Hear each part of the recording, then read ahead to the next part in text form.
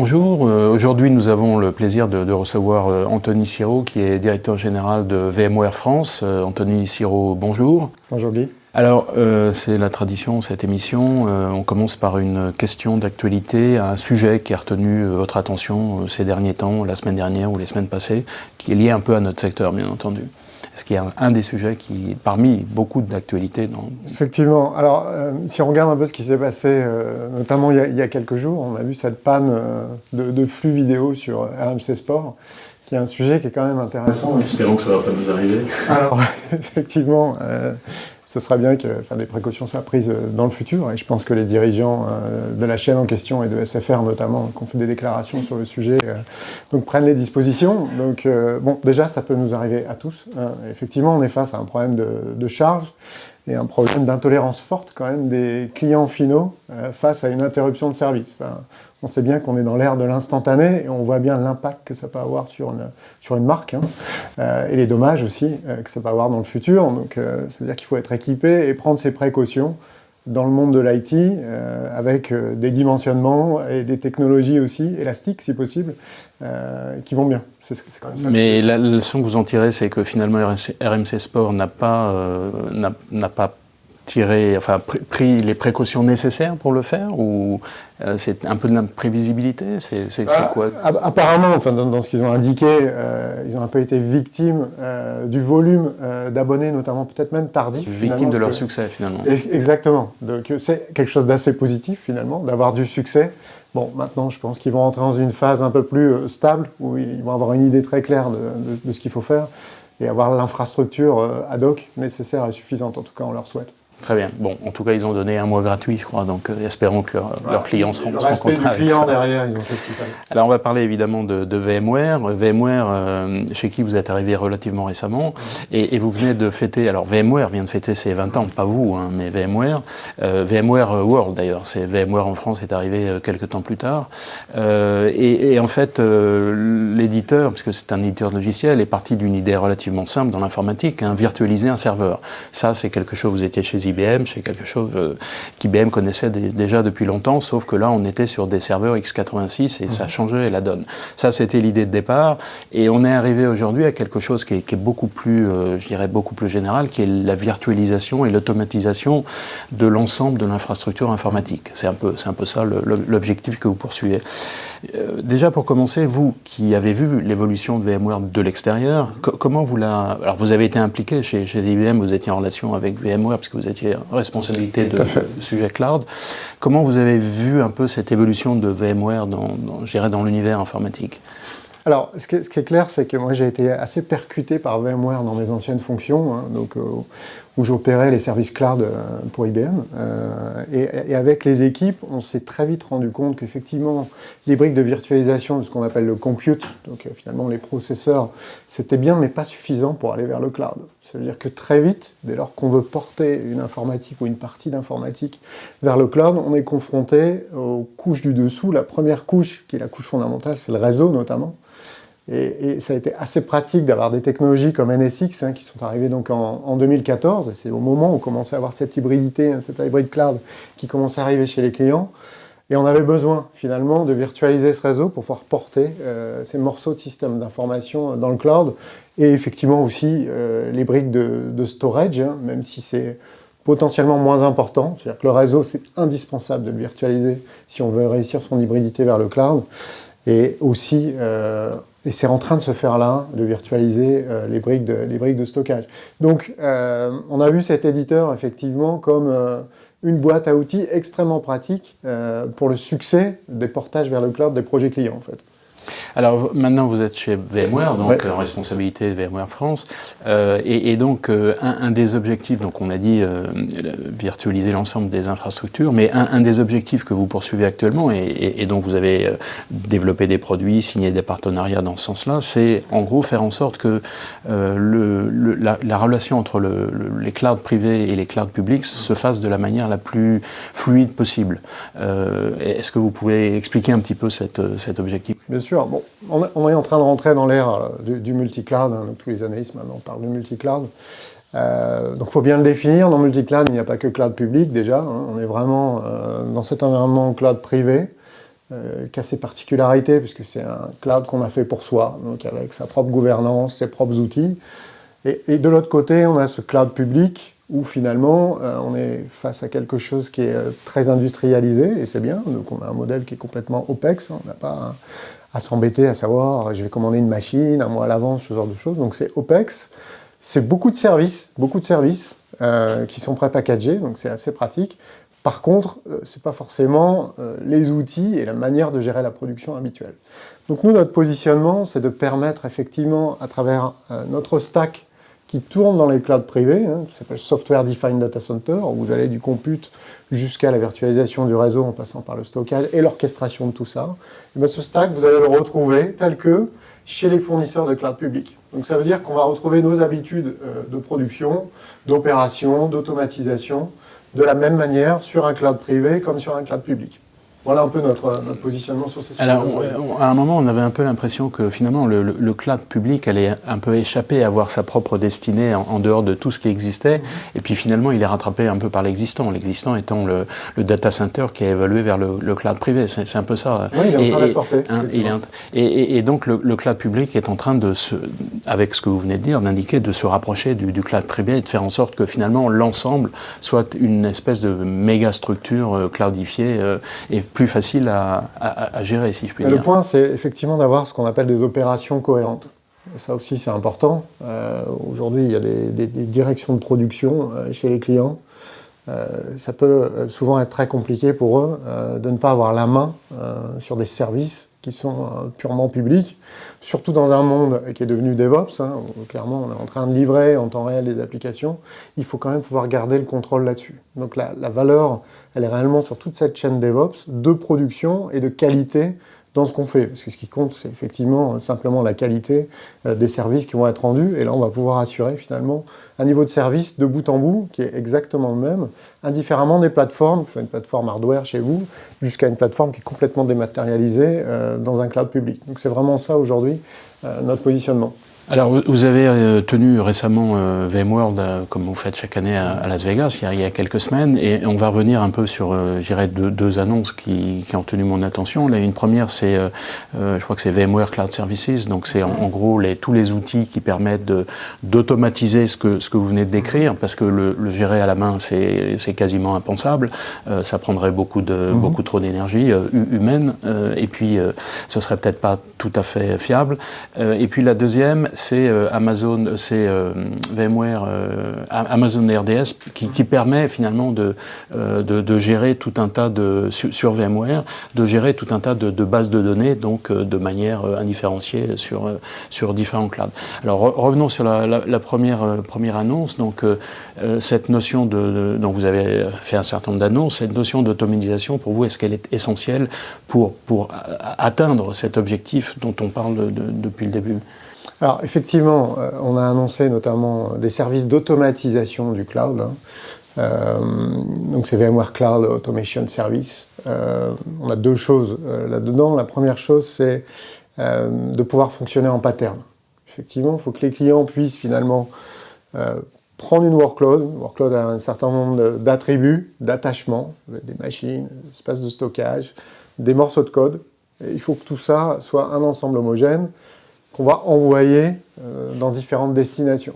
Donc nous, ce qu'on fournit, c'est vraiment une fabrique, finalement, un assembleur, pour assembler tous ces composants qui sont autour d'une application.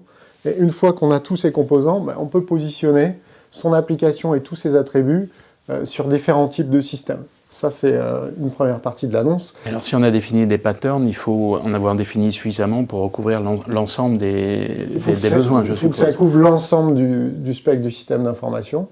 Donc, c'est pas un outil juste caisse à outils, c'est-à-dire que les patterns sont apprenants et intelligents. C'est-à-dire qu'il y a des espèces de, ce qu'on appelle des boilerplates, donc des plats de nouilles, vous savez, qu'on met un peu d'eau dedans et puis ça fait des nouilles.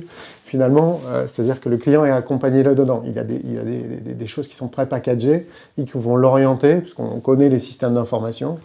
Donc vous avez des sortes de use cases, finalement, qui sont pré-packagés, qui vont permettre d'orienter le client dans sa journée vers ce type de passage d'un monde privé, public, voire même de connectivité entre les deux mondes. C'est ça aussi. Vous savez, les clients veulent toujours des moutons à 5 pattes. Est-ce que si dans les patterns que vous proposez, il n'y a pas celui qui lui convient, est-ce qu'il peut définir son Bien sûr, vous avez évidemment la souplesse dans l'outil pour faire exactement ce que vous voulez, effectivement, parce qu'on aime bien que ce soit du sur-mesure aussi, très souvent. C'est aussi ce qu'on propose.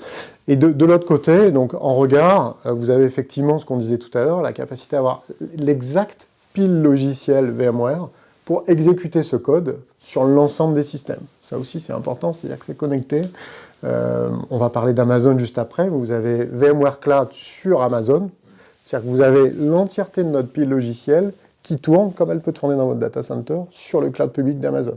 Comme c'est le cas chez IBM Cloud, comme c'est le cas chez OVH aussi, par exemple. Est-ce que vous pouvez déjà citer des clients qui sont dans ce type de configuration ? Alors, on a des clients qui sont en train de faire ce chemin actuellement. On ne peut pas encore malheureusement les citer. Mais il y a des acteurs du CAC 40 qui ont démarré ce chemin. Bon, je pense que dans les mois qui viennent... Ça réduit à 40 entreprises. Donc, exactement. Donc dans les mois qui viennent, on verra arriver effectivement des références. Et c'est des gens qui, dans le système informatique, le système d'information, faut dire, avec quel profil ? Évidemment, je suppose qu'ils avaient déjà fait la virtualisation, ils étaient allés sur le cloud, enfin ils étaient très avancés, ou est-ce qu'au contraire, c'est des gens qui n'avaient pas de profil particulier et qui tout d'un coup ont fait un bond en avant vers cette configuration que vous venez de décrire? Alors en fait, ce qu'on voit, c'est les sociétés qui sont en train de le faire sont des sociétés qui avaient une stratégie cloud first, c'est-à-dire que voilà, une sorte de marche forcée vers le cloud. C'est une stratégie d'entreprise, et ils se sont rendus compte que pour servir cette stratégie, le moyen le plus rapide était quand même de prendre la workload telle qu'elle l'était dans le système d'information, donc encapsulée dans des VM, avec les couches de virtualisation de réseau dont on parlait, et de les porter directement dans le cloud public. Et qu'ils allaient faire un très grand pas pour finalement venir alimenter leur stratégie cloud first. Mais on était vraiment sur des sociétés qui avaient décidé d'aller directement dans le cloud public.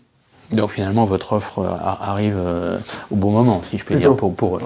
Alors maintenant, sur la deuxième annonce, donc Amazon RDS sur VMware, donc qui permet de gérer tout un tas de bases de données, enfin celles les principales du marché, hein, à la fois les bases commerciales, les bases open source.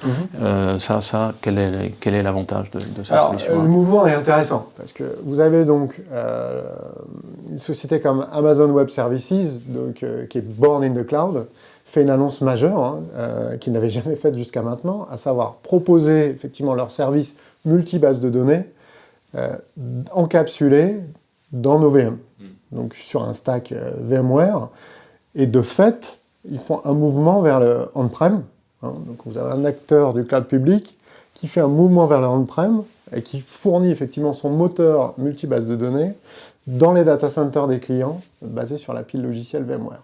Donc c'est un mouvement intéressant qui est lié quand même aussi à un certain nombre de contraintes réglementaires. C'est-à-dire que les acteurs du cloud public sont quand même confrontés aussi à un certain nombre de réglementations. La donnée est probablement l'organe le plus sensible aujourd'hui chez les clients. Et pouvoir réaliser cette hybridité en garantissant au client que ça tourne effectivement dans son data center est extrêmement utile aujourd'hui par rapport à un certain nombre d'industries qui sont régulées. Alors effectivement, j'ai rencontré il n'y a pas longtemps, parce que c'est la semaine dernière, le DSI la DSI d'EDF, qui a donc qui est très avancé sur le cloud privé, qui a tout virtualisé sur VMware, et qui disait clairement que, en gros, les données stratégiques, bon, EDF, on comprend bien, les données stratégiques de l'entreprise resteraient sur leur cloud privé. Donc il n'était pas question de le mettre sur le cloud public. Donc on est vraiment dans cette configuration où le cloud privé va rester un élément essentiel de... Exactement, tout en quand même pouvant... Le but est quand même de pouvoir bénéficier des services, des différents services d'un AWS, je crois qu'ils ont de l'ordre de 200 services, donc c'est quand même très intéressant de pouvoir garantir cette souveraineté des données, c'est ça le sujet qui est derrière, et de bénéficier de tous les services d'intelligence artificielle, et ceux qui vont venir. Ceux qui vont arriver. Voilà, donc on a le meilleur des deux mondes finalement avec ce type d'offre.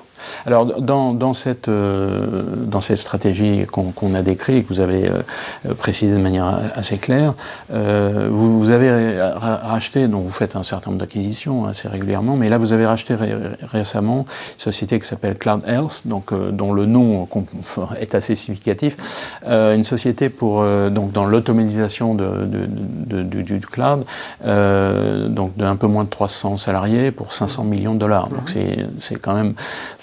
Bon, on comprend l'intérêt de ce qu'elle apporte pour vous. Est-ce que c'est pas un peu surdimensionné comme achat? Enfin, est-ce que c'est pas un peu surpayé? Bon, je sais que vous avez les poches assez remplies, mais quand même. Alors, ce qu'il faut savoir, c'est que Cloud Health était déjà très présent auprès des grands acteurs du cloud. Il faut savoir que AWS, Microsoft Azure, Google Cloud sont assez friands de la technologie Cloud Health. Ça vient bien compléter notre portefeuille, parce que les clients ont de plus en plus besoin, justement, dans ce monde des opérations cloud, d'avoir accès à des briques d'analytique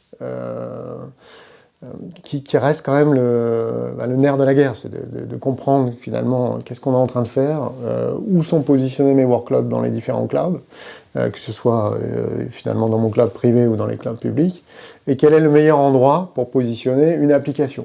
Et là, je ne parle pas forcément d'une workload, mais je parle bien d'une application. C'est-à-dire que ça va quand même nous permettre de monter d'un cran dans l'infrastructure des clients et de regarder quel est le meilleur endroit applicatif, encore une fois. Donc en fait, plus que le nombre de ces clients, c'est plutôt l'empreinte qu'ils avaient déjà dans l'environnement du cloud qui était important publics, pour vous. Ouais, effectivement, c'est vraiment ça le driver. Dernière question qui me vient à l'esprit, vous avez publié récemment vos résultats trimestriels, donc c'est sur les 6 mois de l'année, on a des chiffres qui sont tout à fait satisfaisants. Enfin, pour vous, 13% de croissance sur 6 mois, c'est intéressant, mais c'est pas tellement là-dessus que je vais vous demander de commenter. Si on regarde les chiffres, on a des dépenses de R&D, donc c'est dans les R&D chez les éditeurs, c'est beaucoup de développement quand même, des dépenses de R&D qui sont de l'ordre de 22-23% du chiffre d'affaires. C'est assez largement au-dessus de la moyenne des éditeurs. Comment vous expliquez ça? Et en plus, malgré ce développement intense, vous rachetez des sociétés en externe. Comment vous expliquez finalement ce besoin de dépenser autant en R&D? Est-ce que c'est parce que vous travaillez sur des sujets qui sont très très complexes, ou est-ce que c'est pour d'autres raisons? Alors, il y a les deux en fait. Le premier sujet, c'est effectivement, on l'a dit juste avant, quand vous voulez gérer une pile logicielle qui vous permet d'opérer un système d'information sur tout type d'environnement, ça veut dire que constamment vous devez développer pour tout type d'environnement. Et vous voyez la complexité de la matrice qu'il peut y avoir derrière, c'est-à-dire que l'ensemble des constructeurs sortent des nouvelles releases régulièrement, que ce soit les constructeurs ou les éditeurs sur lesquels on repose. Donc ça veut dire que nous, on a un travail de compatibilité permanente à réaliser. Donc ça demande de gros investissements réguliers en développement sur nos plateformes existantes. Ça, c'est un premier sujet. Le deuxième thème est qu'on va continuer à innover aussi sur les nouveaux sujets du marché. Donc ça veut dire qu'on a fait des annonces là, récemment sur le Edge Computing, oui, Internet on en of parle Things. beaucoup en ce moment. Alors, vous avez vu qu'on a annoncé notre stack logiciel software defined sur les microprocesseurs ARM. Oui. Qui sont vraiment sur du Edge, du device en fait. Ça a un sens, vous imaginez un hôpital demain a envie d'avoir un système d'information très cloud, mais s'il y a une coupure, c'est peut-être pas mal d'avoir un mini data center qui tourne dans un hôpital. On voit vite le cas d'usage, vous voyez. Donc ça, c'est un intérêt. Donc tous ces nouveaux sujets, Internet of Things, la blockchain aussi, on a commencé à annoncer des composants qu'on a mis à la communauté open source, sur le moteur de consensus, qui est quand même la clé de la blockchain. 2 ans de développement qu'on vient de mettre à disposition de la communauté open source. Donc, on arrive aussi sur les nouveaux sujets du monde de l'IT, toujours positionné sur l'infrastructure. C'est vraiment notre raison d'exister aujourd'hui à VMware, c'est de faire que l'infrastructure et les briques d'infrastructure restent libres sur l'ensemble des systèmes et soient surtout avec 0 defect. C'est vraiment notre sujet, c'est d'avoir le niveau de service le plus élevé, quel que soit le sujet de l'IT qu'on adresse aujourd'hui. Juste un petit point sur le première réponse que vous donniez. Vous disiez on est obligé de développer sur les différentes plateformes puisque vos partenaires n'arrêtent pas de développer aussi. Est-ce qu'à terme on pourrait imaginer finalement le développement sur une espèce de plateforme commune avec l'automatisation des développements des particularités sur les plateformes réelles de vos partenaires? Est-ce que ça, parce que dit comme ça c'est très simple, est-ce que dans la réalité, c'est envisageable? Il faut réussir à fédérer l'ensemble des acteurs. Je dirais que ce n'est pas une mince affaire. Vous voyez l'ensemble des systèmes d'exploitation qui existent aujourd'hui, Android, macOS, Windows et compagnie. C'est vrai pour le data center, c'est vrai aussi, nous on le vit parce qu'on est aussi opérateur avec Workspace ONE sur tout ce qui est gestion des devices. Vous voyez déjà les clients, toutes les briques qu'ils ont utilisées pour gérer les devices. Donc je dirais que c'est notre job de créer ces fondations digitales. Donc effectivement, notre volonté, c'est exactement de créer finalement le port USB-C du data center et de la gestion des postes de travail des entreprises. Après, il faut fédérer l'ensemble des acteurs. Et ça aussi, c'est une grosse partie de notre activité, de faire que tout le monde rejoigne une plateforme qui est très simple. D'ailleurs, c'est ce qui fait aussi la beauté de nos résultats, c'est que les clients adhèrent quand même massivement à cette idée d'avoir des fondations digitales unifiées. Très bien, écoutez, je crois qu'on aura l'occasion de reparler de tous ces sujets IoT, Edge, sur lesquels vous êtes en train de travailler. En tout cas, Anthony Siro, merci beaucoup. Merci beaucoup, Guy.